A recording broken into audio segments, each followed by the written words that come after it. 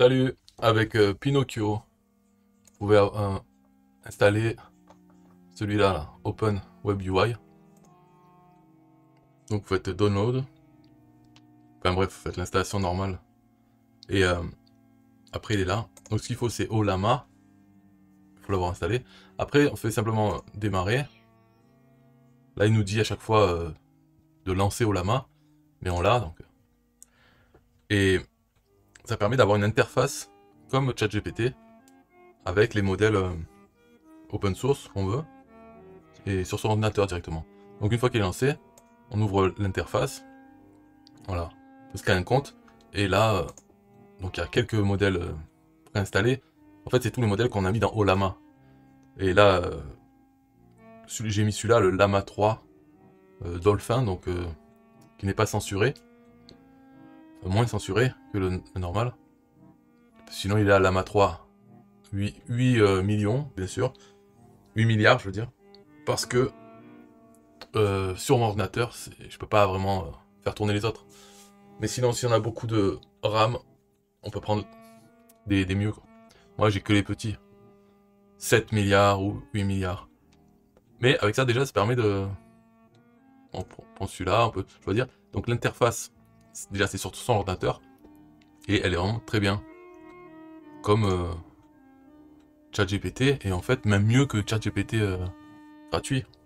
Il y a beaucoup plus de paramètres. On peut mettre plein de trucs. Exporter, tout ça. Donc, code me snake game in JavaScript. Voilà. Donc là, après la vitesse à laquelle il répond, bien sûr, ça dépend de son ordinateur. Moi, j'ai un Mac de 2020 avec simplement 8 Go de RAM. Voilà, il m'a donné donc le code, tout ça.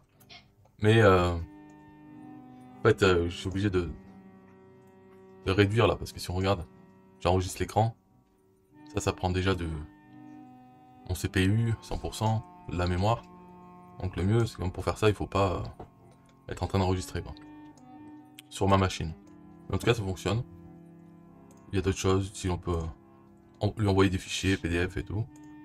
On peut lier un truc style Stable Diffusion si on veut lui qu'il soit capable de créer des images. Bref, il y a plein de trucs bien.